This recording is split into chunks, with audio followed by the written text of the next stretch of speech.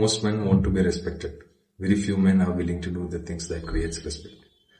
Think about the people you follow, not on YouTube. In real life, your father, a mentor, someone at work, a friend. What made you follow them? Was it their title? The salary? The car they drove? No, it was something else. Something that is almost impossible to fake. അത് സെർട്ടൻറ്റിയാണ്, അത് ഡയറക്ഷനാണ്, അത് ഒരാൾ എന്ത് സംഭവിച്ചാലും അത് deal ചെയ്യുമെന്നുള്ള feeling ആണ്. That quality is not given at birth, and it is not given with the promotion. Let's talk about how it's actually built. Here is a fact that will make some of you uncomfortable. Most men who believe their leaders are actually managers. They manage tasks, timelines, moods, including their own. But management is reactive, leadership is proactive. The manager asks what is happening. The leader decides what should happen. And in Kerala family structure, in the Gulf workplace, in your friend group, the man who decides what should happen is almost never the loudest one. He's the one everyone looks at when things get uncertain. Certainty ഇല്ലാത്ത നേരം അവരുടെ കണ്ണു പോകുന്നത് നിന്റെ മേത്തായിരിക്കും. അതാണ് ഒരു leader. When was the last time that happened to you? When chaos entered a room and someone's eyes found yours, looking for what to do next. If it hasn't happened, it is not because you are not capable. It's because you haven't built for that moment yet.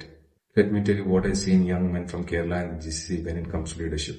Enormous potential, genuinely smart, adaptable, hardworking, emotionally aware, far more than the credit for. But there is a consistent gap, and the gap is this. Most young men have never been taught to make decisions in uncertainty. Every major decision in their life has been made by consensus. Family discussion, peer validation, seeking permission before acting.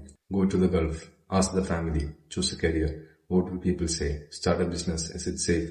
Is it stable? What if it fails? This is not a criticism of family culture. Family counsel has a real value, but there is a difference between seeking wisdom and outsourcing your judgment. എല്ലാവരുടെയും അനുമതി വാങ്ങിയാൽ ആരുടെയും responsibility ഇല്ലാതെ വരും.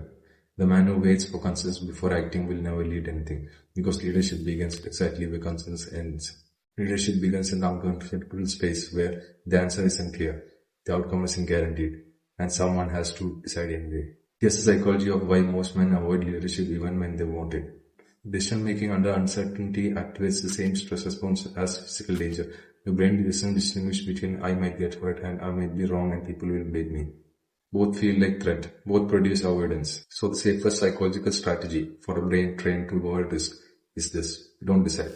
Wait, defer, ask others, buy time, and you're forced to decide. Decide the consensus so the blame is distributed. This is not cowardice.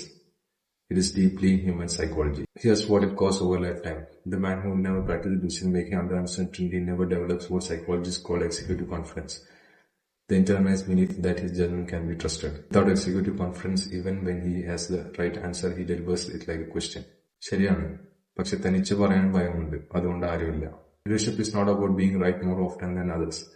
It is about being willing to decide more often than others and owning the outcome their way. The specific environment of Kerala and GCC creates another layer, social surveillance. You're always being watched by family, by community, by colleagues. The fear of judgments in our culture is unusually high. Failure is visible. Success is noted. Taking a stand on anything is risky. But here is the paradox. The men who are most watched are the ones who stop caring about being watched. Their focus shifted from audience to mission. And ironically, that is when others started following them. Here is the hard truth about leadership that nobody says out loud. You will not find your leadership capacity in comfort. You will not discover it by reading about it. You will not build it through observation. You will find it the first time you decide when you are scared. The first time you say what you actually think in a room that disagrees with you. The first time you take responsibility for an outcome that wasn't entirely your fault. The first time you walk into a situation you are not fully prepared for and you handle it anyway. ആ നേരമാണ് നീ leader ആവുന്നത്, ആ നേരത്തിന് മുമ്പല്ല. Nobody becomes a leader in training. Leadership is discovered in life situations under pressure when the outcome is real. So the question is not, am I a leader? The question is, am I exposing myself to enough real pressure to find out? Most men aren't, and they spend their lives following someone slightly braver, slightly more decisive, slightly more willing to be wrong publicly. The leadership pressure map, 3 levels. Level 1, micro decisions daily. Start practicing decision making in low stakes situations with full ownership. Decide where your group eats. Decide the plan for the trip. Give your actual opinion when asked, without adding but it is what just I think. Own small decisions completely and don't revisit them. This sounds trivial. It is not. The neural pathway for I decide and I own it is built in small moments before it can operate in large ones. Level 2. Uncomfortable truth delivery. Weekly. Once a week, say something you actually believe to someone who might disagree, not aggressively, not to win, but because it is true and it serves them or the situation.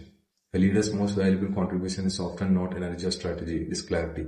The willingness to say what is actually true when everyone else is being politely vague. ഒരാൾ സത്യം clear ആയിട്ട് പറയുമ്പോൾ ആൾക്കാർ അയാൾ പറയുന്നത് കേൾക്കും. Level 3. High pressure environment design. Monthly. Deliberately enter situations that stretch your decision-making capacity. Join a team that is building something. Lead a project, even small. Volunteer to organize something. Start something that has a real outcome and real accountability. Control high-pressure environments, train your nervous system to associate leadership moments with competence rather than threat. Each repetition lowers the activation cost of the next one. The identity I'm inviting you to step into is not, I want to be a leader someday. It is, I'm a man who takes responsibility for what is in front of me right now, at whatever scale that is. Leadership is not a position, it's not a title. It is a practice of ownership that begins at home, in your friendships, in your own discipline, in how you treat your own world.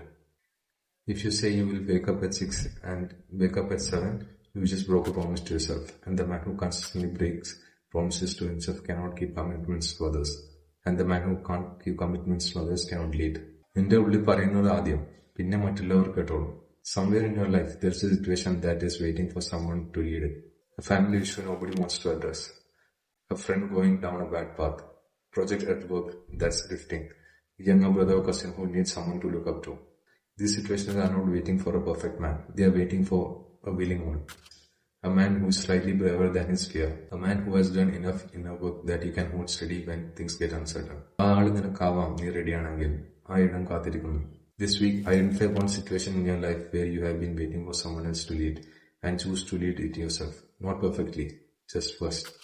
Comment first if you have identified your moment. Saturday's video is going to be about the silent grind, the man who build without announcement. Don't miss it. The leader is not the man with the most answers. He is the man willing to move first into the unknown and carry others with him.